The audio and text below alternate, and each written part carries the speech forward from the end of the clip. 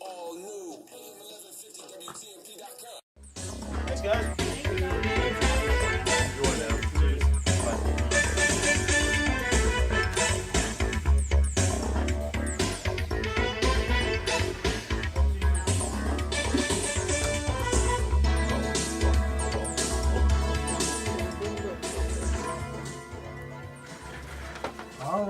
All right. I guess we kind of got seated here just in time for our cue to happen, and it's a Saturday. It's 1 o'clock. Been at Irwin Votech all morning. Well, from 10 o'clock on. For you guys, it's not too late. They will be there till 2. So, aunties, mamas, ninas, papas, whatever your nickname is for that lazy, relative of yours, a lazy friend of a friend, that ends up at your house having dinner every other night, if not every night, to go out there. Even if you have no intentions of getting a job or working, go see what they're offering. It's a lot of people out there. Tamara Schemberg, the chairman of the Hillsborough County School Board, was out there, and she told me, she kind of suggested, that these things are so successful that they may end up doing it twice a year. So again, just kind of throwing it out there. I may be flipping at the lip here because she kind of said it to me, but she didn't tell me to keep it a secret. So like I've told you guys in the past, I'm the worst guy to tell a secret. So because I'm about putting it out there, I'm about information. So again, go grab them, get them off the couch, go get them out the backyard, get them up from the table, playing video games on the couch or whatever there is, and go to Irwin. Go out there now. So the opportunities are there. I'm telling you. I saw union guys out there. I saw Publix out there. I saw some folks out there that was hiring on the spot. You sign up today, you go to work on Tuesday. Pretty much. And I guess you have your health checkup, or you get your fitness exam on Monday, and you go to work on Tuesday. So I'm just saying, the opportunities are there. It's a great job done by the Hillsborough County School System. I was glad last year to be a part of it. I was glad this year to be a part of it. I sat, a couple hours in the welding classroom and talked to folks coming through as a welding student. Myself, the instructor, and there was another student there. So again, giving out information, talking to people. We had a young man who was a junior who was looking for an opportunity to do something different. And I'm going to tell you guys, we haven't started the show yet. I'm just talking.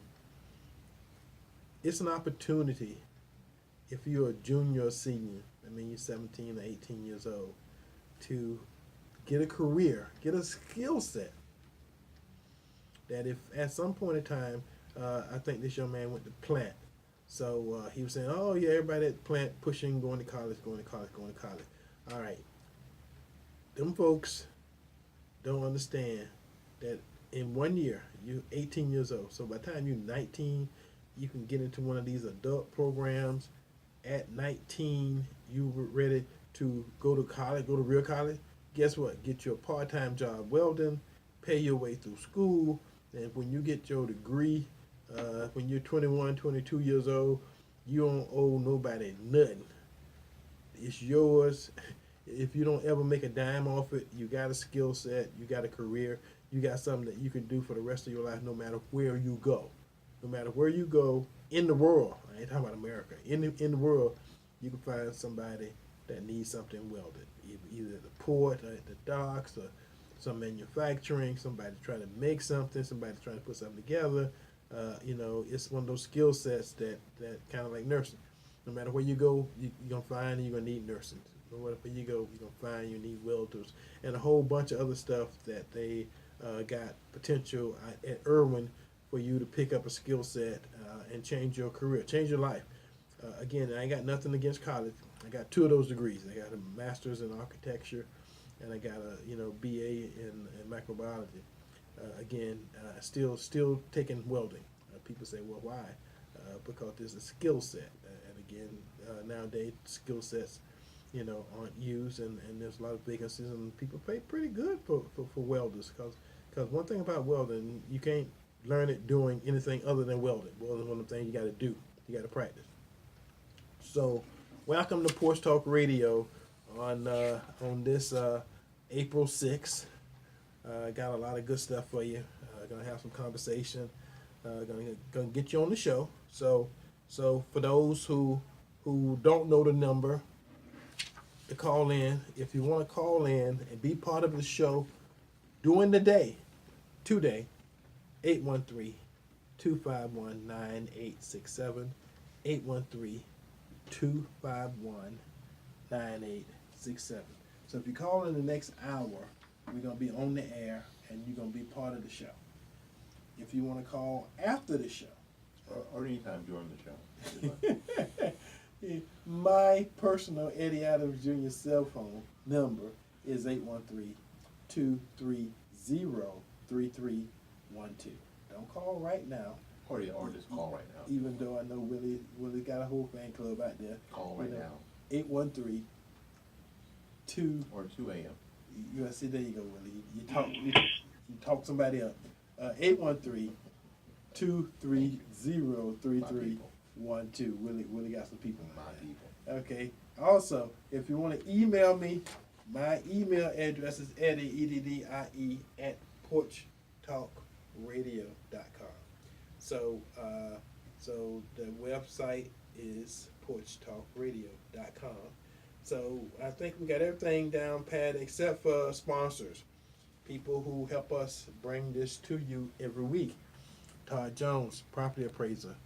Todd's a good guy. He probably is in one of the most, if not the most, decorated, credentialed, property appraiser in the state of Florida. Hillsborough County Republican Executive Committee, division, the people who a lot of you guys talk about but don't understand. Time to get involved.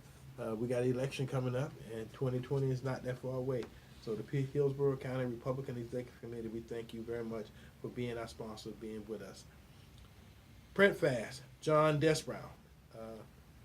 All your printing needs, and we're getting ready to do the booklet and do the tickets and the information for the Juneteenth event, which is a big year that's happening this year. This is our 7th annual Juneteenth event, and it's happening on June the 21st at the Pepin Center. Want to make sure all you guys show up, participate, get involved. The number for John Desbrow, Print Fast, 813-621-9444.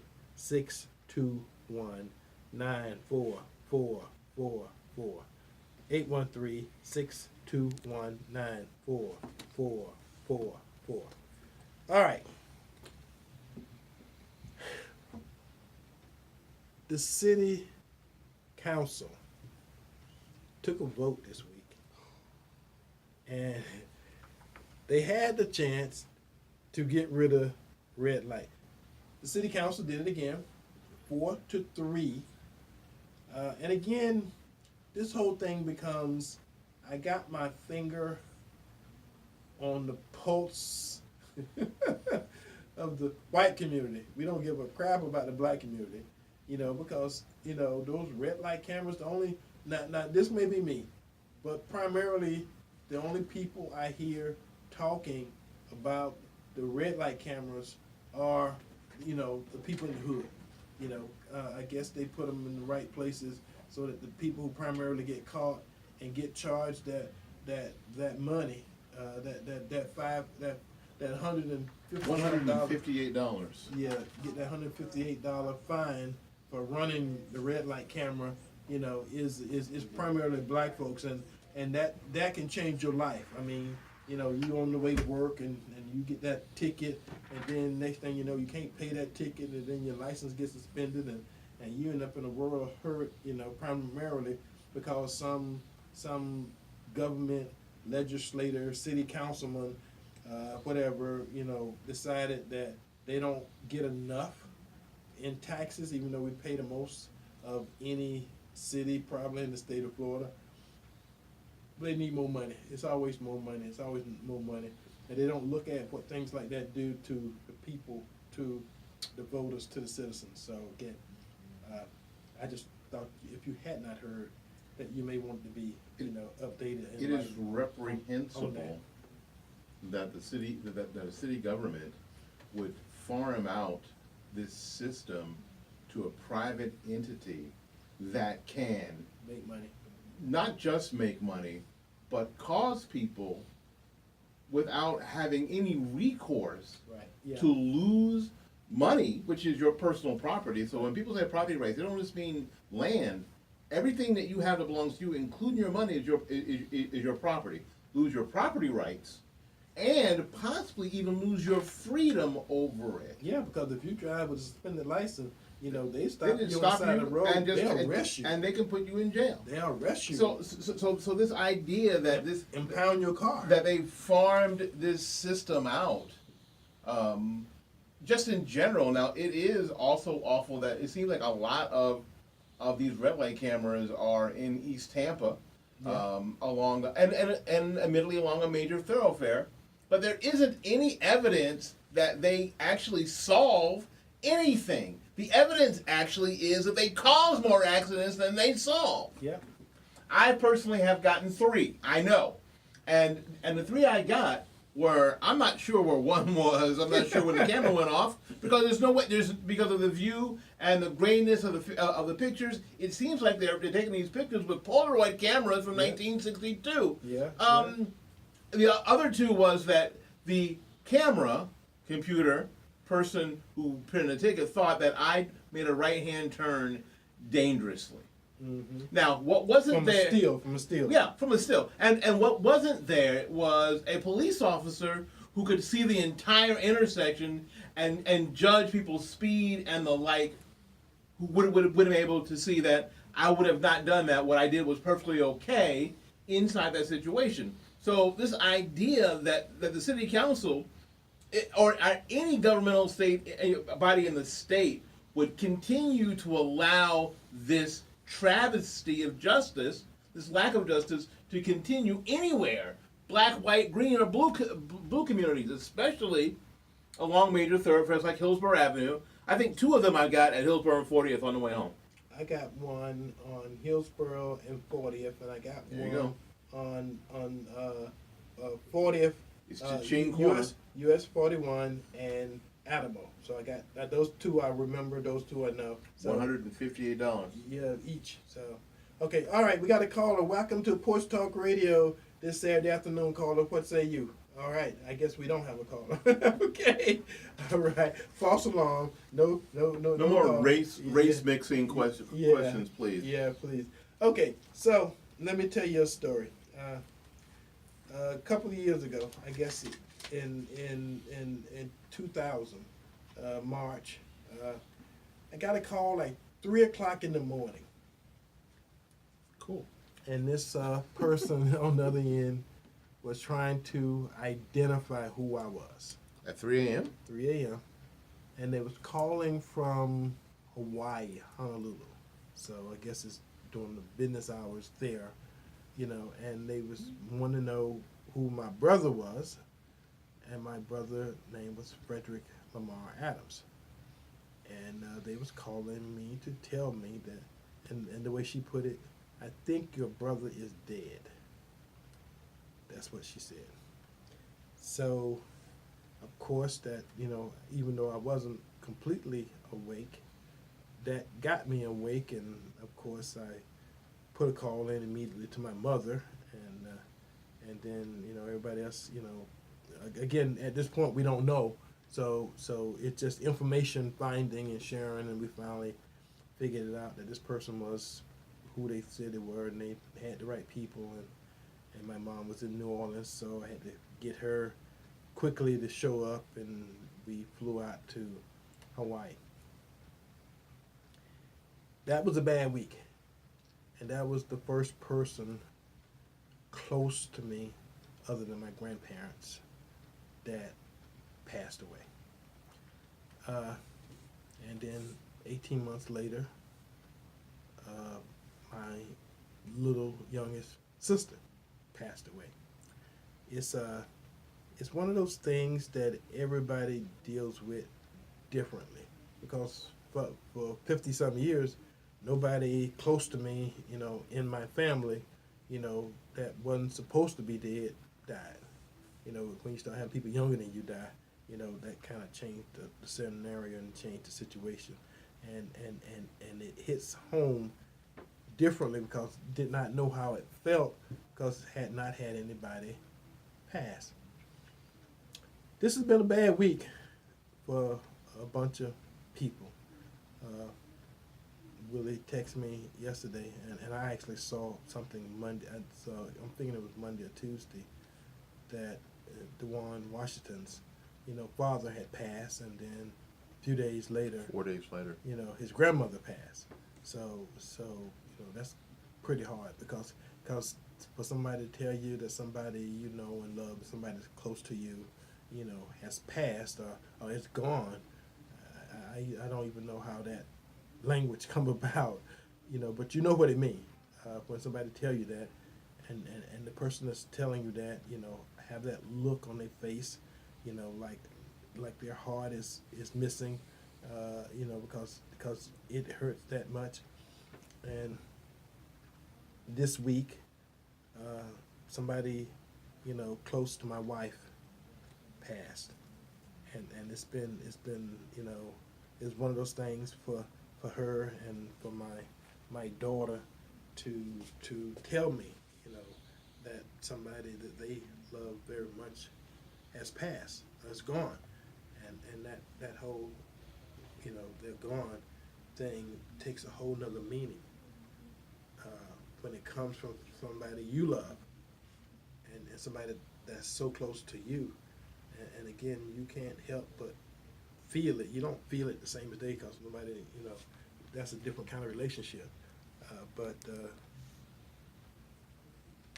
the only other time, like I said, 18 months later, my brother passed. He was in Hawaii.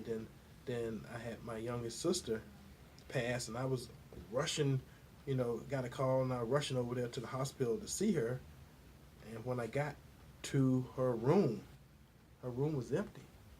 oh my, Yeah, and it was like 2 o'clock in the morning, 3 o'clock in the morning, and I went to the nurse's station and I asked, where was, Billy Joanne Adams, where was she? And the nurse said, "I'm sorry, Mr. Adams, but she's gone." And I'm like to myself, "Gone where?" Because it's one of those things. It's one of those things, and because you wasn't expecting them. Even though they're in the hospital, you wasn't expecting them to pass like that, because you was on the way over there to see them, expecting to see them, alive, maybe not kicking, but you were expecting to see them. So that's one of them kind of situations that I guess everybody has to deal with on their own, in their own way, and it's painful. I gotta say, it was my wife's, someone close to my wife, and so I'm like this, when something hurts her, it hurts me, and I can understand ain't nothing I could do about it, but it's just one of those situations that I don't know if there's a right way or correct way deal with. I don't even know what the hell you're supposed to say. I don't know how you handle that. Well, most of the time I have found, because we've gotten to do some counseling at churches, is that it's really not so much important what you say. It's important that you're there. And the idea is, what we always have to remember when this happens to other people is that none of us are guaranteed the next 2 seconds. Right, yeah. Having been somebody who's had their heart stop on the table and has had battles, and when I go to these things, and I attended the wake for DeJuan's dad last night, and it was a great crowd there, super people. It was good seeing DeJuan again and his brothers in town, and some of our friends from the whole political realm were there. So it was great seeing seeing him and seeing them and seeing the love that was poured out, is that what we have to do, man, is we have to make sure that feeling of care that we have for people who have lost people, that we continue with that all the time. I think the mistake we make and why we get so hurt is that we get disconnected because we get busy, and we don't do that all the time. So there's a tinge of guilt there, sometimes because we've been disconnected. Yeah. And in order to stop that from happening, is that we have to take care of people while they're here. My niece posted something on Facebook the other day. It's like, when I die, do not bring one damn flower. Bring me my flowers now. Do not come and go to the church crying with a fistful of flowers. Right. Can't see them, can't smell them, can't enjoy them. Right. So the idea is that we have to take care of each other now. And you know what? And it's hard, but the truth is that we're all going that way. Yeah. Oh yeah. Yeah. Sometime, and I guess you kind of have to make your. My dad was sick, and my dad died in 2010, and he had been sick for a while, and I had kind of got upset, to the point where, because my dad was a person who had diabetes, and so they was cutting off a toe here, finger there, and so, I started saying, well, with shit right now, they're just, taking him apart piece by piece. He's dying one piece at a time, and that hurts too, because they're at the point where nothing they could do. Well, we just cut off this and cut off that, and after a while, ain't nothing left. It's a piece of the person that's finally there, and it's not the whole person. So that's the opposite, that's the extreme way to do it. One thing to have somebody that was sick or somebody who wasn't sick, but something just happened. But my dad had been sick, for a while, and he had been sick to the point to where you start thinking, well, they're keeping him alive, just for, I don't know what the reason they are, but at this point, he's not going to recover. And every time that I saw him, he was looking worse, and he was minus, something else. They did surgery, cut this off, and cut that off. And so it's a couple of different ways you can feel about it. None of them good, but it's just a part of life, and that's the part you got to deal with. And when it's older people, that's one thing. But both of my siblings that passed were both younger than I was, and so it's different when a parent buries a child, and all those scenarios, it's all different. But both of my siblings were both younger than me, and again, you look at the circumstances and look at why and all that kind of stuff. And at the end of the day, it's somebody will that's greater than yours, and there's nothing you could do about it. And nobody that we currently know has come back. So. Yeah, and that's really the deal. We have to all realize that we're all going that way, and it's a part of life. Now it can be it's surprising and shocking, and we let it get to us. It can actually be debilitating. But and you're right. When nothing hurts me more than when a parent has to bury their children. Yeah. Or their or even their grandchildren. Yeah. That for me is the worst scenario ever. When people don't get a chance to actually live life. Now it still hurts because my pastor just lost his dad. His dad was 93. Mm-hmm. 3 years ago, his dad was sitting up in a tree stand shooting deer. In Chicago, in Illinois, in the winter. You know what? So, right, yeah. So this guy was this guy was all sorts of greatest generation tough. Yeah. Oh yeah. And but to see him in his last days weak that way was shocking. Because again, he was in a dang on deer stand shooting deer. Yeah. 3 years ago. And finally passed away. So even then, when you know that we're not really guaranteed anything past 80, really, biblically. So he's 93, so he's on bonus time anyway. 13 years plus. Yeah, so yeah. Enjoy each other now. Now we can fight about politics, and we right. probably will. Right. If not today. Next Saturday for sure. Yeah. As we get closer and closer to the election in 2020, we're going to fight about politics. We're going to fight about Trump. We're going to argue about this and that. But you know what? Love people now. Yeah. Take care of people now. Well, but I'm going to tell you what was funny. Well, I'm going to say funny, but it was sad because the person I love probably more than anybody else in my entire life was my grandma.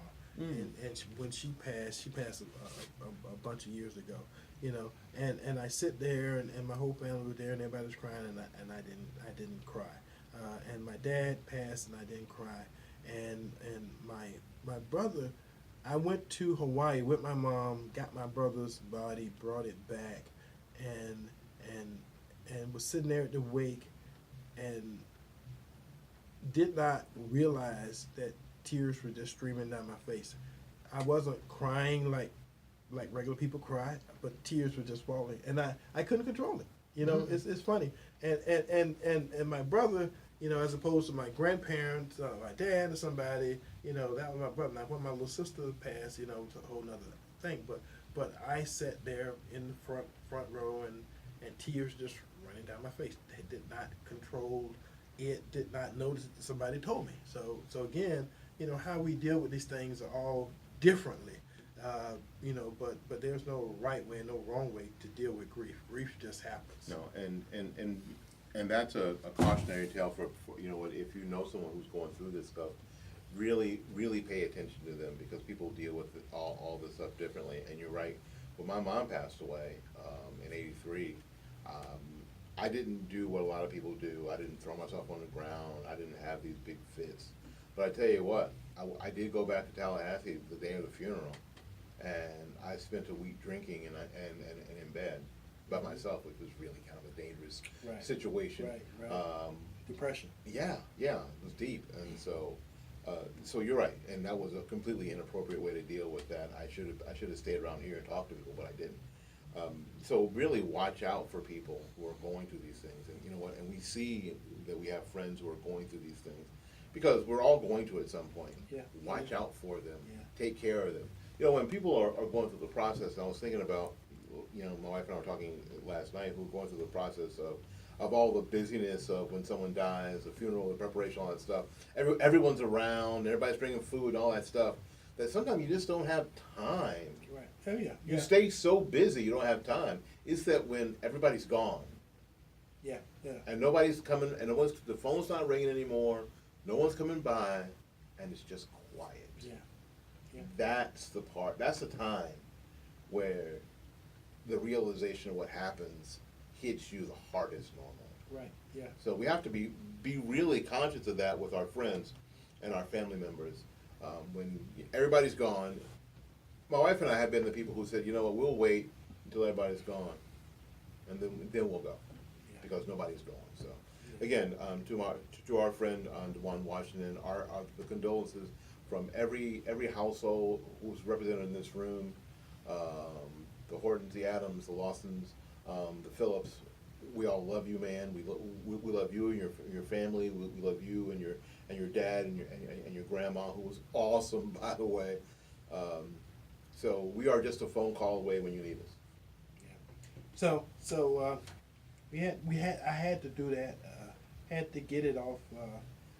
Something we've not done. We've been doing this for almost 10 years and never had a show, even when I had those people earlier in my whole process, and have lost people. But again, that being limited, you don't get used to it. That's something you don't get used to, and you definitely don't get used to it when it's not somebody close to you, but close to someone else. So that's indirect, and like I say, it's not a right way or a wrong way to deal with it. It's how you deal with it and how you try to not cause grief. If there's a way, because being sick yourself and being on your own deathbed and that whole thing is a different scenario than someone who's made what you would say have come up with a way to deal with it, and they say I made I done everything I can do. Like I did. I was so sick. I kind of made said, well God, I'm ready. If it's my time, it's my time. I'm ready to go. This and that. But how do you do that for somebody else? You can't. And you can't know. just kind of happens. So, and when you're sick, it is easy to become sick and tired of being sick and tired, and death becomes a way out. So again, I was only sick for like a month when I was deathly ill, and they said I would never make it out the hospital and all that kind of stuff. So. Well, apparently they were wrong. Yeah. Oh no. Years later. I mean, 'cause this was in 2006. Yeah, apparently they were wrong. So I've cashed in on another, 12, 13 years of something that belonged to somebody else. Much of the chagrin of a lot of people. Yeah. So thank you, Lord. And I'm not a praying person. I'm religious, but I'm not a prayer. People who pray, I pray for certain things, and whenever I was a kid, you got on your knees and you said your prayers and you looked up and all those good things, and you had your way of dealing with it. So again, thank you, Lord. Thank you for carrying me through another day, and for those people who are going through what we are going through and what's about to happen over the next week or so. Hopefully we don't lose it, because somehow people just say, well, you lose people in threes. I'm saying, lose people in threes, so that means you got two more people close to you that's got to go. No, you don't. You don't. We don't lose people in threes. That's all nonsense. That's that country, jargon saying, Yeah. that crazy stuff. Stop saying stuff that you don't. First of all, stop saying stuff that you don't want to happen. Yeah. No. Yeah. Just stop saying crap you don't want to happen. Right. Yeah. This is not hard. Yeah, because then you start looking for other people who's going to pass, and then when they do, well, you start looking for those patterns, and Right. then you start calling Yeah. stuff into existence that doesn't have to be. yeah, So. yeah, and you make the situation worse. Yep. Okay, all right. Well, we got the. I'm like Smith, a good dude named Smith Wigglesworth, who said, "I never pray for more than 20 minutes, but I never go more than 20 minutes without praying." All right. I mean, he spent a lot of time praying. Well, Good stuff happened. Well, you can't get too many prayers. When I was sick, people say, I'm praying for you. I said, well, that's one thing. Please. You can't get too many of. You can't get too many prayers. Whether they answered or not answered, please set them up. Let somebody else make the decision to answer them or not answer them. But if you send them up there, you got a 50-50 shot at it. So You got it better than that, but yeah, you can pray for me. Yeah. Go ahead. Go ahead right now. All right. So we're gonna take this time at this point in time to go through on this day. Which is my favorite time of the week. Yeah, I know. And somebody keeps calling, so the fact that they keep calling means they're not listening to the show. Or maybe they are. Or they don't know that we got a show, that goes from 1 o'clock to 2 o'clock every Saturday afternoon. So we're doing. And they're that. calling now. That's awesome. Yeah. So this is Porch Talk, and because I'm talking to you, I can't answer the phone. So this person will find out at 2 o'clock, that I was doing a radio show. So on this date, on April the 6th, in 1789, the first U.S. Congress began regular session at the Federal Hall in New York City. See, that's news, because everybody thought the first one was in Philadelphia. But it moved from New York to Philadelphia. On this date, April 6, 1830, Joseph Smith and 5 other organizers organized the Mormon Church in Lafayette, New York. On this date, April 6, 1875, Alexander Graham Bell was granted a patent for his multi-telegraph, which sent 2 signals at the same time. On this date, Well, it just required like 2 wires coming off the same. Got a patent for that? Hey, I'm just saying. I'm sorry, it don't seem that hard to me. It's history. It doesn't seem that ingenious to me. But forever. Too wide, ready, But, click. Okay, look, it's going out both places. But forever they had been but one, so I guess, I guess. so now we got Two two. going out, Yeah. two coming in. Yeah, there Doesn't you go. seem hard. All right. But this was in 1875. Oh my God. So anyway, 1896, the first modern Olympic Games began in Athens, Greece. So this time they didn't wrestle naked. Well, this was the first time they probably actually had a Greek game, Olympic Games, where naked people wasn't involved. Well, that's what I'm saying. They used to wrestle naked. And I actually been to Athens, so I've been to Athens, saw the original In the Pantheon? Olympic stadiums and all that kind of stuff, and they do have naked statues of people around, saying, yeah, this is how we did it back in the old days. So back in the old days in Greece, so. And on this day, April 6, 1917, the U.S. Congress approved a declaration of war on Germany and entered World War I on the Allied side.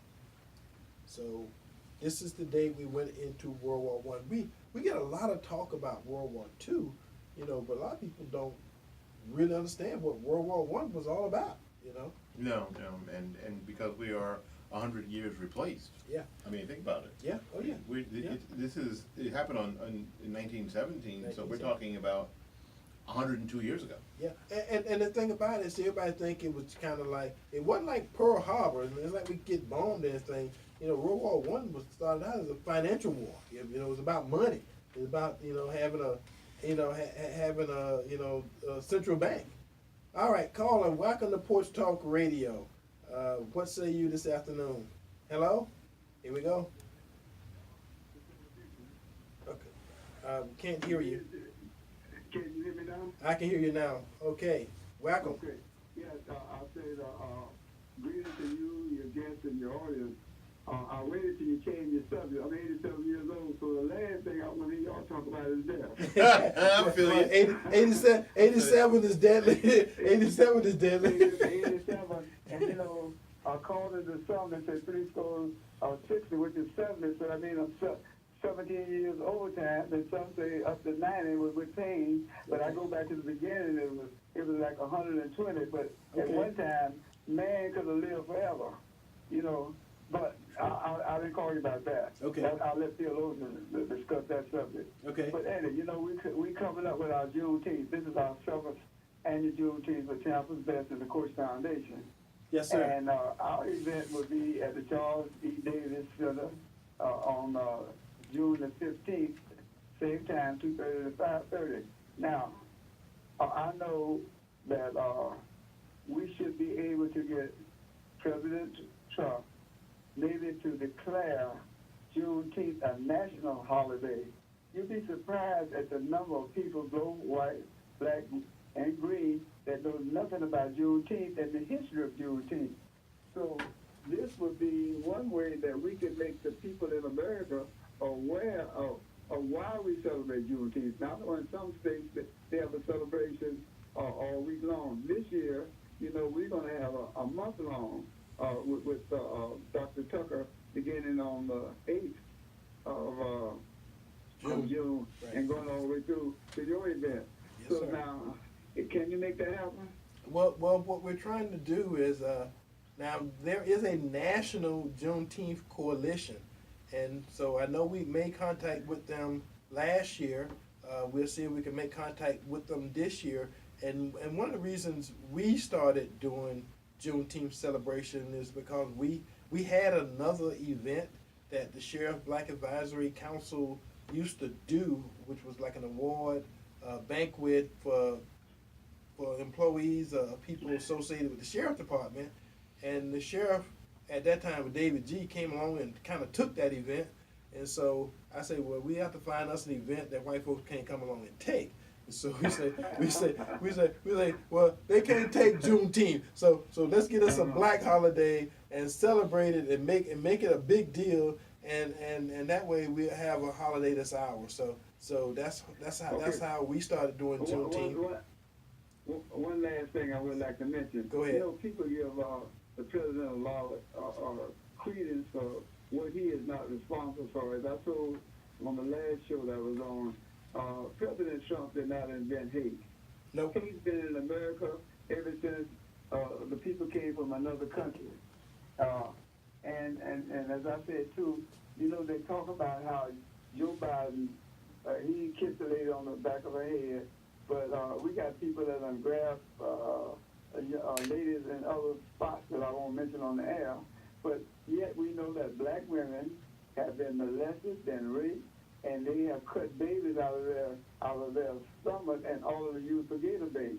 So, but why won't these same people address the issue of the black woman? Will you explain that to me? Because, you know, you're younger than I am, so you might be able to know more than I know. It doesn't, you know, this is Willie, Pastor Jackson, because the people who are doing the most complaining don't want to mention anything that doesn't go along with the narrative that they're trying to push. Right. So anything that's outside of that narrative that they're trying to push, they ignore like it's not there. And you're right, President Trump didn't invent hate. Obviously, hate's existed since time and tradition. People come naturally that way and have since the very beginning. You know, because you know, like I know, we live in an awful sin-covered, fallen world, and hate's existed well before any of us. And unfortunately, we'll be here when we are all gone the way of the saints. When we're all gone that way. So to make it like Trump is the progenitor of hate is short-sighted, ridiculous, and agenda-driven. And that's why they're never going to admit anything that goes against their agenda, ever. Well, you want to see and watch something that's going to be funny. I mean, last year, 2 years ago, the Republicans had 16, 17 presidential candidates, and we ended up with Trump. The Democrats already got 30, and this whole thing is going to be interesting. What they're going to try to end up with is a liberal version of Trump, and there's nothing out there like that. So they're going to end up with somebody who's a super liberal and put him up, you know, against Trump, and Trump's going to beat the hell out of him. So again, you know, watch over the next, 18 months, and it's going to be a show, and it's going to be a show and a half, and it's going to be a bunch of people trying to out-liberal each other, and at the end of the day, one of the things that they are supporting and making a big deal out of is killing babies. That can't be good for anybody, for that to be one of your major issues, or one of your platform issues, of abortion, because the fact of the matter, at the end of the day, that's something that will not only reduce your population, that will make you go extinct. So I can't see and understand why they put all these abortion clinics in the black neighborhoods, and that's what they basically are. If you look all over America, the person who started Planned Parenthood had an agenda, and now that agenda, like everything else, has went from being targeted at us, now it's being targeted at them. So far more white folks and white women are getting abortions than black. So just look and watch and see how this thing implode upon itself, because it won't take that long for it to happen. And it's something about having murder as part of your national platform, saying it's okay to kill anything or anybody, and there's something like, what would Jesus do? Jesus wouldn't be killing unborn babies. I'm just saying. I'm gonna say that, and I say that, and I know women who find themselves in that situation, think that there are no other answers, but there's a lot of answers, and a lot of decisions have been made long before that becomes the choice. And they got a new movie that started this week about this woman who started work at a Planned Parenthood center, and she didn't know actually what they did. You know, she was an activist. She was a white woman, got a job, and one day something happened, and she got to actually see what they do, and it changed her life. To actually see what they do to the baby, how they do an abortion, and she went out and made a movie. So again, not a lot of us have money to go out and make a movie because we see something that affects us like that. But again, that's a sign of the time.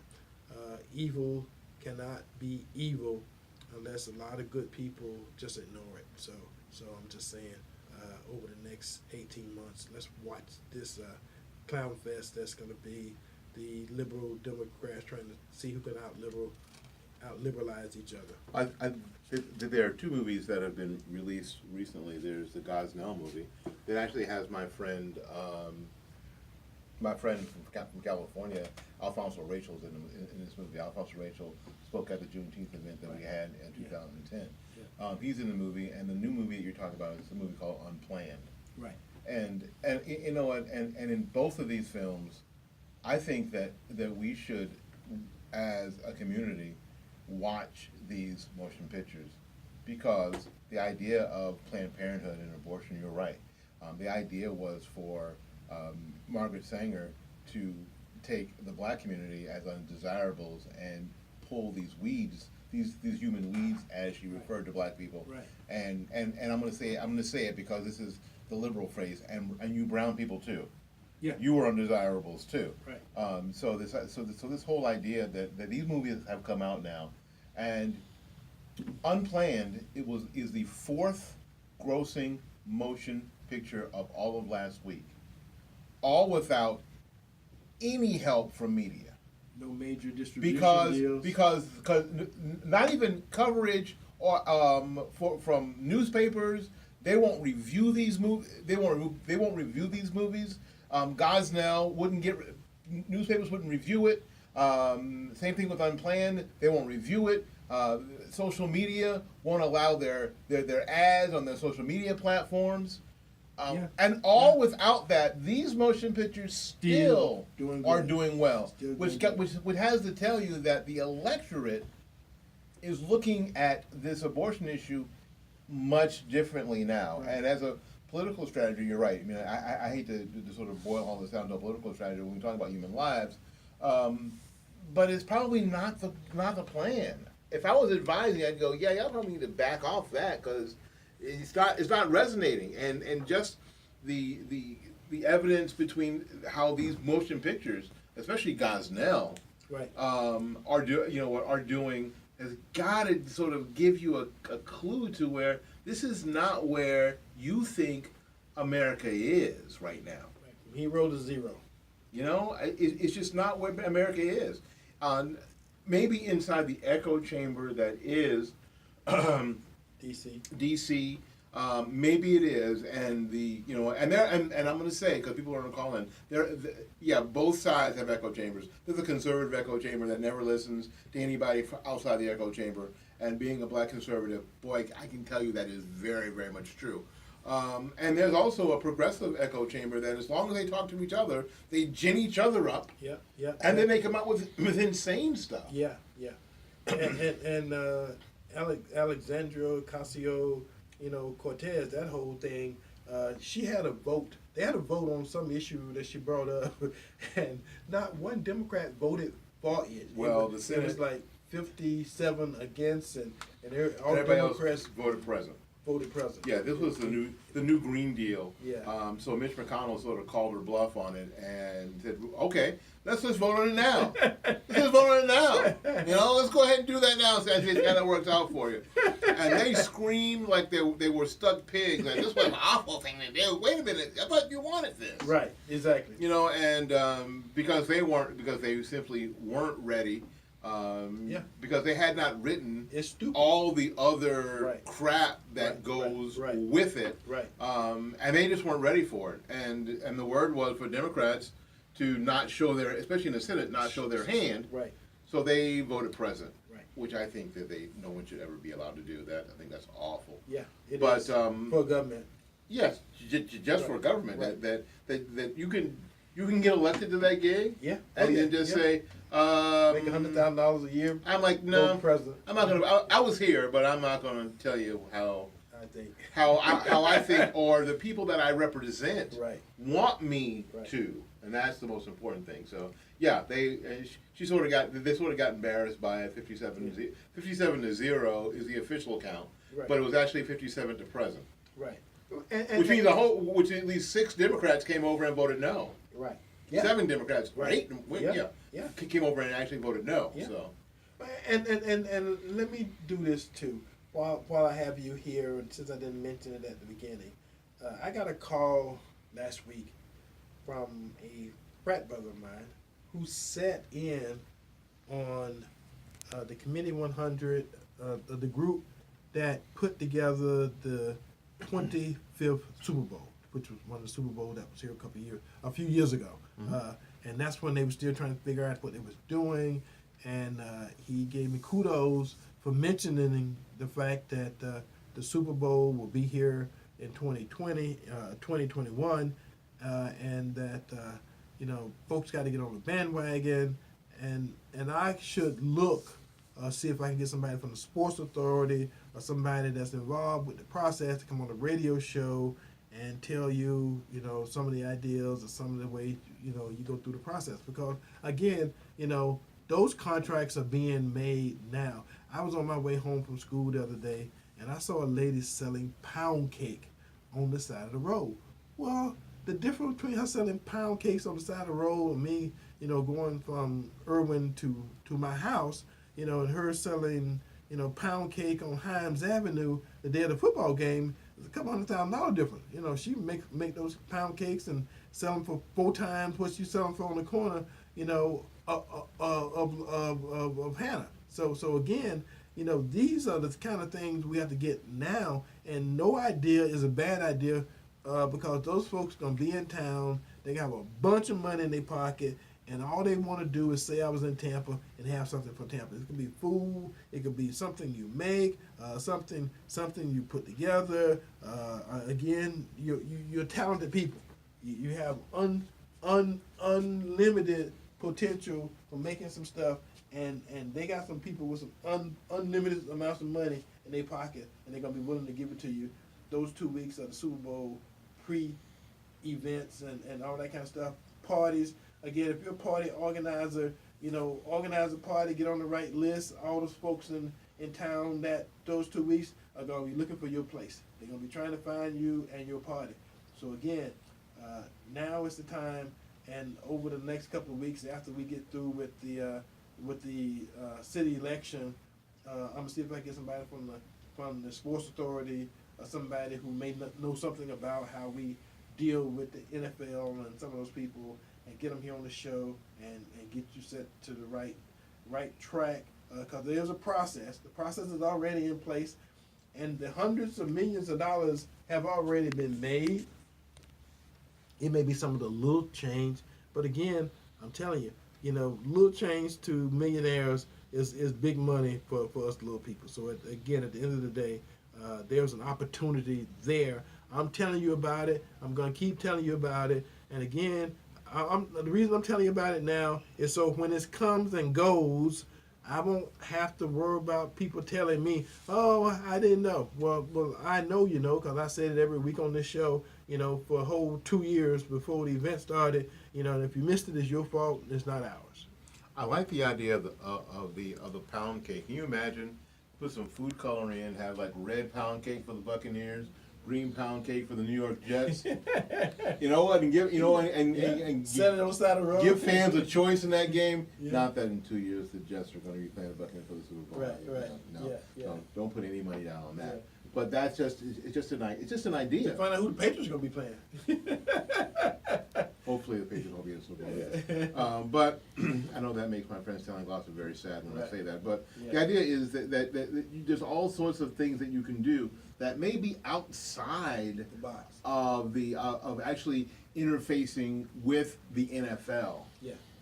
And I think that's really the key. The party organizations that if you organize a party for people who attend the Super Bowl at that time, they may not have any connection necessarily to the NFL, but it's a thing that's happening during that week. Right. Because it's a whole week of crap. 2 weeks of crap. I mean, it's forever. Yeah. So I know people who are going to come and visit. If you've got like one ramshackle bus Yeah. that you can make work for that week, and you can Yeah. tote people Yeah. from their hotel. Yeah. Did I say tote? Yeah. I certainly did. Yeah. Tote. Because I had black grandparents. That's why. Tote. You can tote people from their hotel to the stadium and back, Yeah. and please be able to get them back. Yeah.